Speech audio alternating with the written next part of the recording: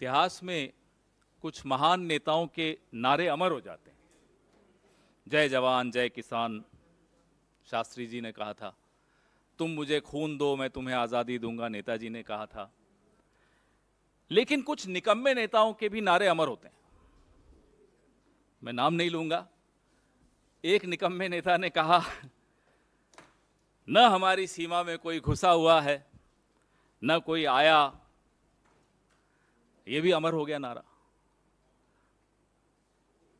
जब गलवान में चीनी सेना हमारी पोस्ट पर कब्जा करने आई, तब यह सफेद झूठ इस देश के सामने परोसा गया और यह अमर हो गया। लेकिन ये चीनी घुसपैठ सिर्फ बॉर्डर तक हो, वहीं तक सीमित रहे, ऐसा नहीं। अब वो गुजरात तक पहुंच गई है। वो ऐसा राज्य जिसमें जहां से प्रधानमंत्री खुद आते हैं, जहां से गृह मंत्री खुद आते हैं, उस राज्य में चीन की घुसपैठ कैसे हुई है आप स्क्रीन पर देख पा रहे हैं। न केवल घुसपैठ हुई, ये व्यक्ति पाकिस्तान से सटे हुए 2 जिले बनासकांठा और पाटन, वहां बैठकर 9 दिन में 1400 करोड़ रुपए की चपत लगाकर गायब हो गया। देखिए लोगों की शिकायतें, 2022 की शिकायतें आपको स्क्रीन पर दिख रही हैं। जो इसके विक्टिम्स थे, जो शिकार थे इस स्कैम के, भोले भाले लोग, गुजरात के 1200 लोग इसके शिकार बने। और ये व्यक्ति, आप सोचिए कितना संवेदनशील इलाका है। गुजरात के ये जिले जो पाकिस्तान से सटे हुए हैं, वहां एक चीन का व्यक्ति आता है और ये उस दौरान आता है जब प्रधानमंत्री महीने में 1 या 2 या 3 या 4 बार गुजरात प्रचार करने जा रहे थे चुनाव। उस दौरान ये स्कैम भी हो रहा था। पुलिस व्यस्त थी या पुलिस किसी दबाव में थी, ये क्या चल रहा था, इसका उत्तर आप लोग ही ढूंढेंगे। हम भी ढूंढने का प्रयास कर रहे हैं, लेकिन कुछ तो चल रहा था। अक्सर सुनाई देता है कि भाई एक चौकीदार है, वो चौकीदारी कर रहा है देश की, उसके दोस्त कुछ हैं, उनमें से गुजरात के भी, कुछ बाहर के भी, सहयोगियों के साथ मिलकर देश का पैसा लेकर बाहर चले गए। तो सुना है देश के बाहर से एक व्यक्ति आता है, और माफ कीजिएगा दुश्मन देश का एक व्यक्ति आता है, हमारे देश के 1400 करोड़ रुपए लूट के चला जाता है। कुछ मीडिया रिपोर्ट्स कहती हैं कि कुल मिलाकर नुकसान 4600 करोड़ का है, क्योंकि और राज्यों में भी ये डेनी डेटा नाम की जो ऐप थी। और इस ऐप को प्रचारित कौन कर रहा है आप स्क्रीन पर देख रहे हैं। पुलिस बेचारी अपनी तरफ से तो नहीं प्रचारित कर रही होगी, उनको भी कहीं से निर्देश हुए होंगे। पुलिस के जवान इस ऐप को प्रचारित करते हुए आपको इन चित्रों में दिख रहे हैं। तो ये इशारा कहां से हुआ? पुलिस एक ऐप को, जो कि एक चीनी व्यक्ति द्वारा बनाई गई ऐप है, why is the police advertising an app made by a shady, dubious Chinese national? How could that Chinese national come to Gujarat and go to sensitive districts which are bordering with Pakistan and do this online app-based gambling and loot 1400 crores from 1200 people of Gujarat? Don't forget, it's the same state where the Home Minister comes from, where the Prime Minister comes from. And they keep talking about the Gujarat model. ऐसे राज्य में ये हुआ। चौकीदार साहब बोलते हैं, साहब हमने चीनी ऐप्स पे बैन लगा दिया और चीन की झालरों पर बैन लगा दिया। और यहां तो क्या हो रहा है, आपके सामने हो रहा है। तो ये संभव नहीं है कि जिस साहेब की इशारे के बगैर पत्ता नहीं हिलता इस देश का, उनके आंगन में चीनी घुसकर आया, 9 दिन रहा, 1200 लोगों को शिकार बनाया, 1400 करोड़ रुपए लूट के चला गया। या तो जो कहता है मैं चौकीदार हूं वो चौकीदारी ठीक नहीं कर रहा, या फिर और ज्यादा गंभीर मामला है। हम तो बहुत सवाल पूछ चुके हैं साहब, चीन से आपका रिश्ता क्या है, हम तो बार बार पूछते हैं। जब आज से 20-21 साल पहले आपको कहीं का वीजा नहीं मिलता था तो चीन आपका बड़ा स्वागत करता था और आप बार बार चले भी जाते थे। तो ये रिश्ता क्या है? इस रिश्ते के चलते भारत को ना केवल सीमाओं पर नुकसान हो रहा है, आपने तो बड़ी बड़ी ढींगे हाँकी थी, गुजरात के लोगों को भी और देश के पूरे देश के लोगों को भी मूर्ख बनाया था कि साहब ढोलेरा में चीन के सहयोग से गिफ्ट सिटी बन रही है, वहां स्मार्ट सिटी बन रही है। स्मार्ट सिटी कहां बनी? स्मार्ट सिटी बनी अरुणाचल में, हमारे बॉर्डर के भीतर आके चाइना स्मार्ट सिटी बना के चला गया। तो उस वक्त आपने चीन के नाम से मूर्ख बनाया, और तो और गुजरात के करिकुलम में चीन की भाषा तक लाए आप। क्या चीन का प्रेम है साहब आपके साथ? चलिए, आपका प्रेम आपको मुबारक हो, देश को नुकसान कैसे होगा? गुजरात के लोगों को इतना भारी नुकसान हुआ और ये मीडिया में नहीं आता तो 1 साल तो गुजर चुका था, हमें और आपको तो इसका कोई भान ही नहीं होता, कोई ज्ञान भी नहीं मिलता। तो ये सवाल बहुत गंभीर हैं कि चीन से आपके रिश्ते कितने गहरे हैं और इतने गहरे क्यों हैं कि उसकी कीमत देश की सीमाओं पर भी हमें अदा करनी पड़ती है, गुजरात में के भीतर भी हमें उसकी सीमा, उसकी कीमत अदा करनी पड़ रही है। किस स्तर तक आपके ये रिश्ते हैं? अब तो मुझे लगता है कि ये जो ऐप अनइंस्टॉल करने के जो आपके नारे थे, अब देश यह समझ चुका है कि अब ऐप अनइंस्टॉल करने से काम नहीं चलेगा, सिस्टम में एक वायरस है, अब उस वायरस को निकालना होगा। 2024 की इंतजार हो रही है कि उस वायरस को ही निकाल दें। अभी ऐप से काम चलेगा नहीं, क्योंकि रिश्ता कुछ और ही है। यहाँ हमारे सवाल हैं, बड़े स्पष्ट सवाल हैं। आप प्रधानमंत्री जी, आपके राज्य में ये हुआ, गृह मंत्री जी आपके राज्य में ये हुआ, आपने सर्टिफिकेट देते रहे, क्लीन चिट देते रहे,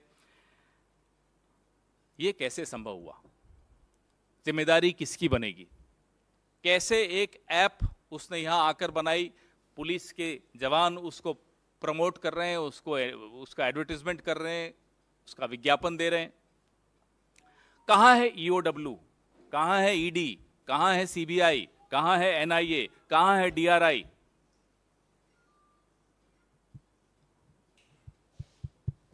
या सिर्फ ये तमाम एजेंसीज विपक्ष के लिए बनी हैं?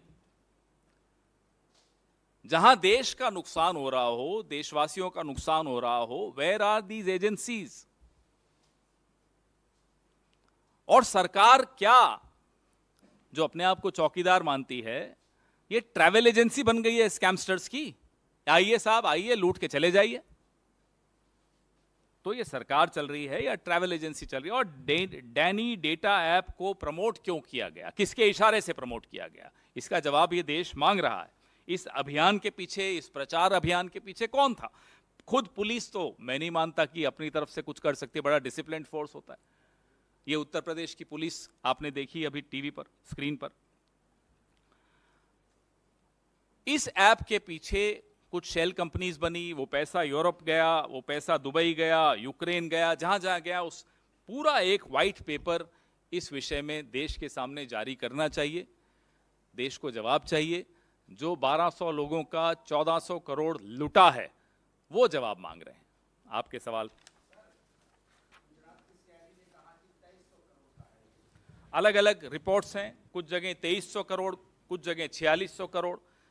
तो मुझे लगता है एक श्वेत पत्र जब आएगा तो ये तमाम जानकारियां सबके सामने आएंगी, जिसमें गुजरात भी हो, उत्तर प्रदेश की पुलिस भी हो, सब जगह से इन्वेस्टिगेशन करके उसके बाद इन सवालों का उत्तर, इन सवालों का जवाब देश को मिलना चाहिए। पहले इस पे, Are you saying that the Prime Minister was directly involved in this scam? So I am just asking, how come a Prime Minister who spread a rumor about himself that he is in total control of whatever happens in this country, inside and on the borders. How is it possible that within his state, where he comes from, a scam of this nature took place and the man has not been apprehended, he is vanished? How is it possible? Either the Prime Minister's, the perception about the Prime Minister is wrong, or something is missing somewhere. We don't know. Sir, आपने आज ये बात उठाई है और आप ये कह रहे हैं ये सीमावर्ती डिस्ट्रिक्ट्स हैं, वहाँ पर ऐसा हुआ, तो एक तरीके से सिक्योरिटी का भी एक बड़ा पॉइंट ऑफ व्यू उसमें उठता है, क्योंकि इससे पहले आप लोगों ने प्रेस कॉन्फ्रेंस करी थी, एक बात उठाई थी, जम्मू कश्मीर में एक व्यक्ति पीएमओ का जो है लेटर लेकर और सारी चीज़ों से चल रहा था आगे, उसकी भी अब तक बात नहीं हो पाई। तो ये कितना सीरियस आप मानते हैं और किस तरीके की इन्वेस्टिगेशन इसमें होनी चाहिए? साहब, जो प्रचार होता है ना प्रधानमंत्री के विषय में, वो प्रचार अब तार तार हो गया, क्योंकि उसकी हकीकत अब सबके सामने आ गई। प्रधानमंत्री का नाम का दुरुपयोग करते हुए एक नहीं, दो नहीं, चार चार, पांच पांच उदाहरण आपके सामने हमने रखे हैं। प्रधानमंत्री जहां से आते हैं उस इलाके से, वारनगर से, एक क्रिकेट का एक स्कैम मैंने खुद प्रेस वार्ता की, जहां एक 400 करोड़ रुपए का स्कैम हो गया। और लगातार हम आपको नीरव मोदी, माल्या, ललित मोदी, तमाम आपके सामने हमने, चौकसी, सब उदाहरण आपके सामने रखे हैं। और अब तो ये हद हो गई कि गुजरात में घुसकर आता है चीन का एक नागरिक, पाटन और बनासकांठा में बैठकर, सीमावर्ती जिलों में बैठकर इतना बड़ा स्कैम करके चला जाता है। न वो गिरफ्तार होता है, न सरकार इस पर कोई उत्तर देती है। ये तो मीडिया का धन्यवाद है कि कुछ आया सामने, तो सबकी जानकारी में ये बात आई। तो प्रधानमंत्री के बारे में जो आप एक छवि बनाई गई है, वो छवि बिल्कुल झूठी छवि है। हकीकत यही है इस सरकार की और इस प्रधानमंत्री की, कि या तो इन्हें ज्ञान नहीं है क्या हो रहा है इनकी अपनी सरकार में, इनकी अपनी नाक के नीचे, और या ज्ञान है फिर भी हो रहा है। दोनों ही केसेस में सवाल बहुत गंभीर उठते हैं। या तो आप नाकाबिल हो, या आप जानते हुए भी आंखें और कान और मुंह बंद रखे हो। देश तो कीमत अदा कर रहा है।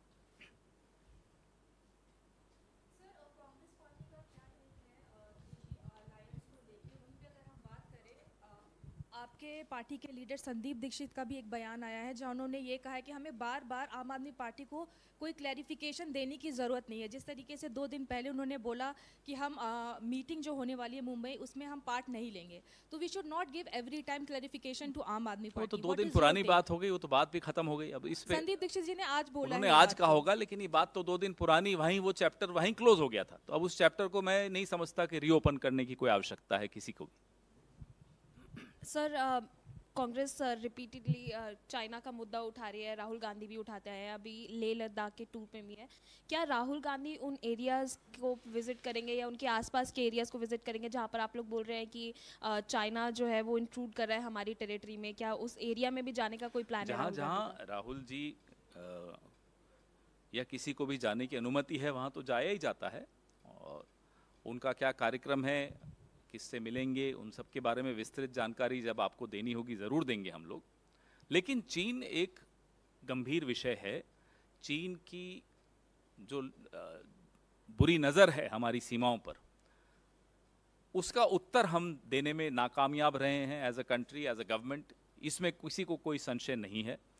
बात की थी आपने लाल आंख दिखाने की, आपके अपने राज्य में घुसकर वो 1400 करोड़ का स्कैम करके निकल गए और आपको कुछ जानकारी नहीं थी, ये कैसे मान लें हम? तो सवाल बहुत गंभीर है चीन पर, और चीन से प्रधानमंत्री के जो रिश्ते हैं, वो रिश्ते भी बहुत बड़ा प्रश्न चिन्ह खड़ा करते हैं। सर, इंडिया जो अलायंस हुआ है, ये लोकसभा चुनाव 2024 के लिए हुआ है या फिर अपकमिंग जो 5 राज्यों में विधानसभा है उनके लिए भी है? और दूसरा सवाल है सर, कल एमपी और छत्तीसगढ़ की बीजेपी ने पहली लिस्ट जारी की है, ऐसा पहली बार हुआ है? पहले कांग्रेस अक्सर करती आ रही है, क्या कहेंगे इसको लेकर के? वो कितनी लिस्टें कितनी कभी भी निकाल दें, उससे क्या फर्क पड़ता है? हारने का तो दिन एक ही है ना, फिक्स्ड। रिजल्ट तो ऐसा नहीं ना कि पहले आ जाएगा उनके लिए। उनकी हार तो उसी दिन होगी जिस दिन हमारी जीत होगी, वो तारीख नहीं बदली जा सकती। पहला सवाल आपका बड़ा रोचक है इंडिया अलायंस आने वाले लोकसभा की लिए एक स्ट्रैटेजी बना रहे हैं कि किस तरह से इस सरकार को शिकस्त दें। बड़ा स्पष्ट है, बार बार ये दोहराया जा चुका है। पवन जी, एक सवाल ये है कि जो दो तीन चीज़ें आ रही हैं, एक तो अन अकेडमी वाला एक मसला आया है, एक अशोका यूनिवर्सिटी को लेकर के भी आया, वहाँ के कुछ प्रोफेसर्स ने एक स्टेटमेंट जारी किया। ये जो शिक्षा जगत से जुड़ी हुई जो चीज़ें चल रही हैं, कुछ स्टेटमेंट्स को लेकर के, उसको आपकी पार्टी का क्या उस पर रुख है, किस तरीके से? जहाँ तक मैंने उस अध्यापक की बात सुनी, वीडियो देखा, तो उसने तो किसी का नाम नहीं लिया, उसने तो अनपढ़ नेता बोला। अब कोई पर्सनली ले लेता है तो उसमें तो कोई क्या कर सकता है। उनको क्यों लगा उन्हीं के बारे में बात हो रही है? इन्हें तो नहीं लगा, हमें तो नहीं लगा, कांग्रेस में से तो किसी को नहीं लगा। भाजपा को क्यों लगा कि उन्हीं के नेता की बात हो रही है? और शिक्षा से, शिक्षण जगत से ऐसा क्या दुश्मनी है इनकी कि जब से सरकार में आए हैं साहेब, यूनिवर्सिटीज के पीछे पड़े हुए हैं। वो उस्मानिया यूनिवर्सिटी हो, जवाहरलाल नेहरू विश्वविद्यालय हो, अलीगढ़ मुस्लिम यूनिवर्सिटी हो, अशोका यूनिवर्सिटी हो, प्राइवेट एकेडमीज हो, जहां देखो यूनिवर्सिटीज पे इनको जैसे विशेष दुश्मनी है कि जहां ज्ञान हो। अब या तो साहब आप हर विश्वविद्यालय का नाम बदल के व्हाट्सएप विश्वविद्यालय रख लो, फिर देखो कैसे रिश्ता इनका ठीक होता है विश्वविद्यालय से। इनको लगता है ज्ञान का एकमात्र स्रोत है, there is only one source of knowledge and wisdom which is WhatsApp. तो जब कोई व्हाट्सएप से इतना प्रभावित हो तो जाहिर सी बात है उसको विश्वविद्यालयों से और ज्ञान के इन मंदिरों से दुश्मनी होगी।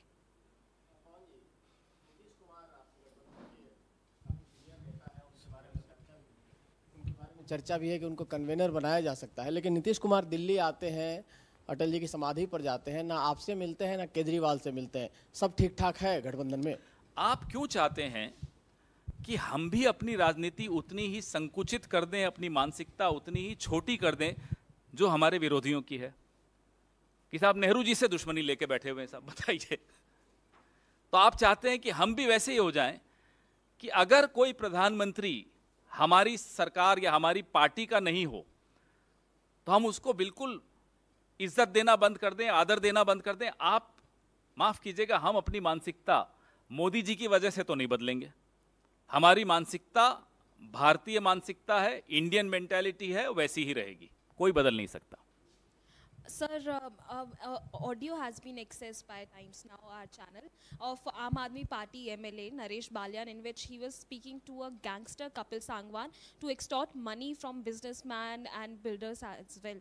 How do you see this entire matter, sir? Do you think that there should be a proper investigation that should take place? No, I hope and I'm sure that the party which came to power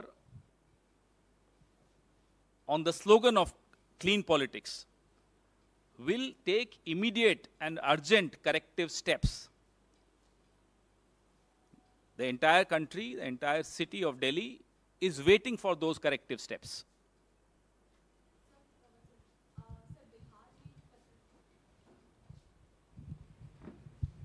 sir, Bihar के अररिया में एक पत्रकार की गोली मारकर हत्या कर दी, और कल ही मुख्यमंत्री नीतीश कुमार का एक बयान आया था जिसमें उन्होंने कहा था कि अपराध कम हो रहा है। अब बीजेपी इस पर ये कह रही है कि जंगल राज को जनता राज बताया जा रहा है बिहार में, और लगातार इससे कुछ दिन पहले ही एक पुलिसकर्मी की भी हत्या की गई थी। लगातार जो बढ़ते हुए अपराध हैं, इस पर क्या कहना है सर? कांग्रेस पार्टी की तरफ से श्रद्धांजलि दैनिक जागरण के उस पत्रकार को जिसकी आज हत्या हुई अररिया में।